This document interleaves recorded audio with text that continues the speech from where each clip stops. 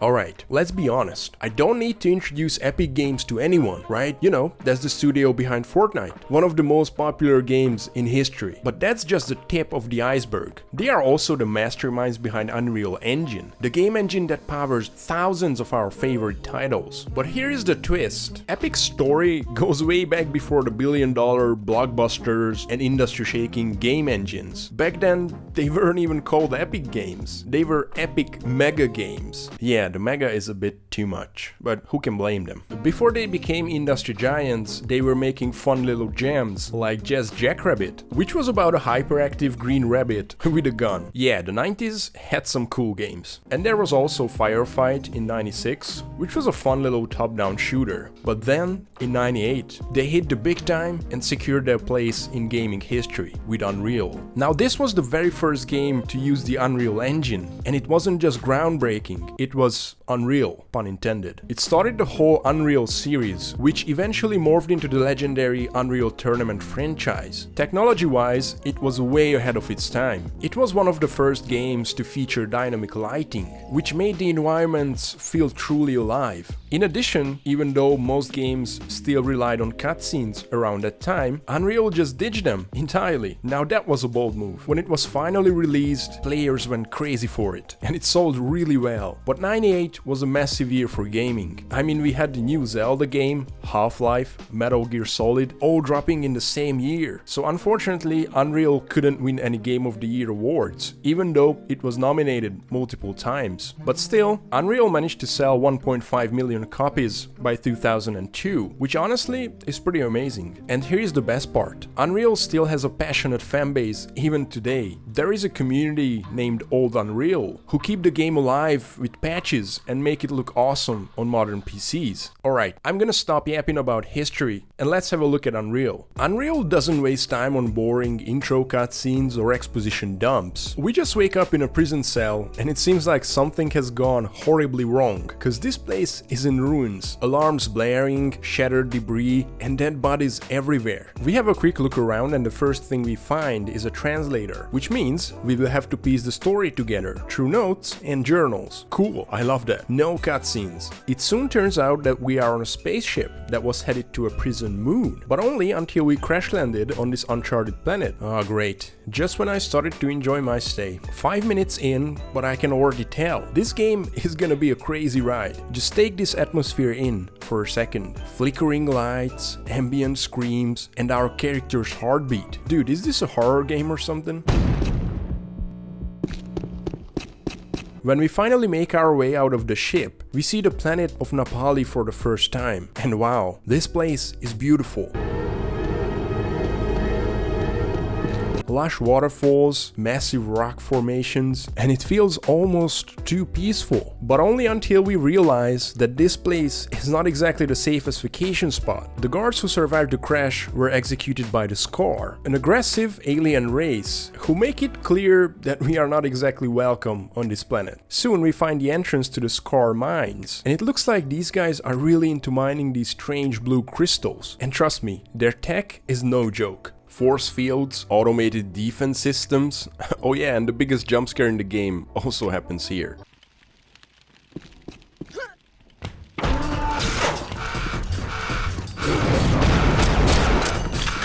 Thanks for the heart attack, Unreal. In the middle of all the chaos, we come across the Nali, these charming, four-armed, peaceful beings. These guys are completely harmless, but forced to work for the Scar. If you manage to keep them alive, they will help you find secret doors and hidden areas. Pretty cool. Honestly, I wasn't expecting any friendly creatures in the game, so this was quite surprising. After fighting our way through the mines, dodging lava pools and countless enemies, we finally emerge back to the surface and discover these ancient Nali ruins, which look amazing. More specifically, this is the Temple of Chisra, dedicated to a water god. So as you would expect, it's full of water. But the inside of this temple is just awesome. It's full of traps, puzzles, water hazards, you name it. One of my favorite levels in the game for sure. But I gotta say, this entire area has a depressing vibe. It's telling a story of a once proud civilization devoted to their gods, and how they were completely destroyed and enslaved. Honestly, as we go forward and see more of the Nali's history, the more satisfying it feels to kill the Scar. Anyway, after some serious puzzles, we find a rocket launcher launcher, or as the Nali call it, the stick of 6 fires, which is the single most useful gun in the whole game. We can load 6 rockets at the same time, hence the naming, and fire them at the same time. So cool. Once we leave the temple, it's time to fight our first boss. Having the stick of 6 fires on my side, this guy was a piece of cake. Next, we pass through a Nali village and spot the ISV Kran, a gigantic crashed spaceship, and it looks insane. Of course, the only way forward is right through it. Inside, we find out it's a human spaceship, and it crash landed on Napali, just like us. We learn the grim story of the crew. They fought hard, but the planet and the scar was just too much.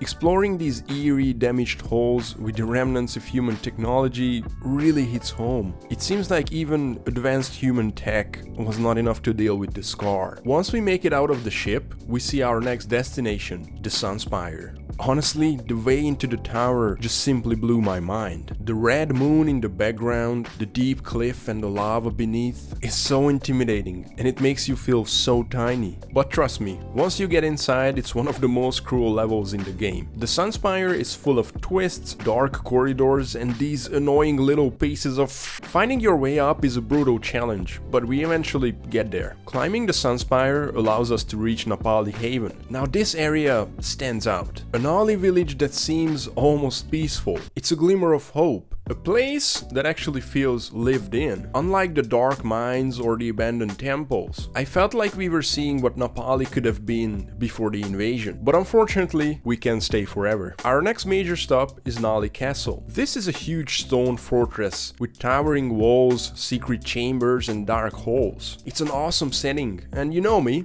I'm always down for castle levels. Eventually though, our journey leads us to the heart of the Scar, the Mothership. It's basically an alien stronghold, filled with powerful enemies, deadly traps, and advanced tech. Oh yeah, and it's also a total maze. I got lost more times than I can count. But soon, we make it to the ship's main generator, shut it down, and suddenly, the entire place plunges into darkness. Now Unreal becomes a horror game once again. With enemies just jumping out of the pitch black shadows, yeah, this definitely scared the crap out of me a few times. Anyway, we finally reach the queen herself, and comes the final boss fight. She spawns a lot of these most annoying enemies, the little pieces of but we also get a high jumping utility, which is a blast to use. I'm not gonna lie, this fight is intense, but eventually she goes down. With her gone, we can jump into the escape pod and finally leave Napali for good. I feel like we might be the unluckiest person in the universe, because the fuel runs out and all we can do is just drift in space aimlessly. Oh man.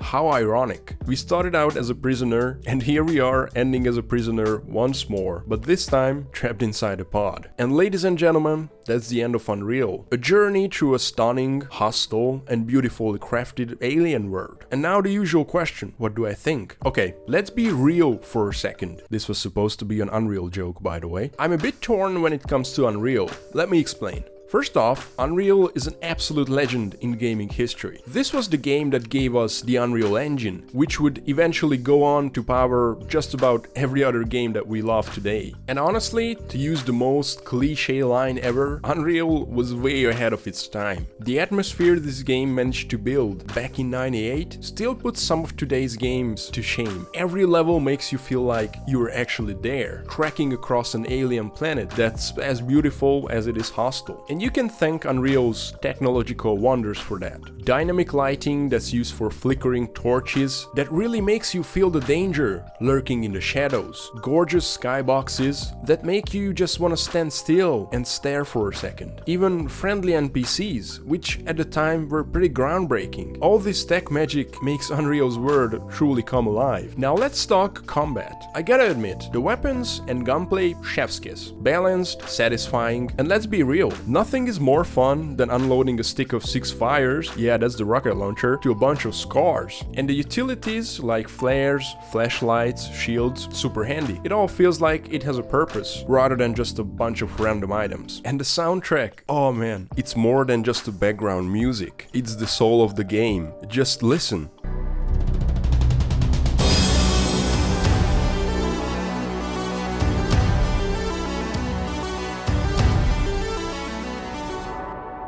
But there is always a but. Even though Unreal nails it in the atmosphere, tech, and storytelling, the gameplay has a bit of a missing ingredient: the enemies. We are basically fighting the same half-dozen enemies throughout the entire game. Every time I entered a new area, I was ready for something fresh, like, alright, here we go, new enemies. And then it's this same guy again. And that's my only real gripe with Unreal. They clearly put so much effort into crafting these amazing levels, a stellar soundtrack, and an atmosphere that's unforgettable. I just wish they put a little more into crafting some unique enemies to keep things fresh. All that said, Unreal is still Unreal. God, is this really the only joke I got for this video? So if you haven't played it, do yourself a favor and get it. I feel like every gamer needs to experience what it feels like to see the Sunspire for the first time. It's truly a moment in gaming that just hits different. My only advice is, while playing, just stop for a second every now and then. Take it all in, the small noises, the music, the vibe, because that's where Unreal truly shines. I love hearing your stories and memories about these classic games, so let me know what you think about Unreal. And as always, thanks for watching, bye!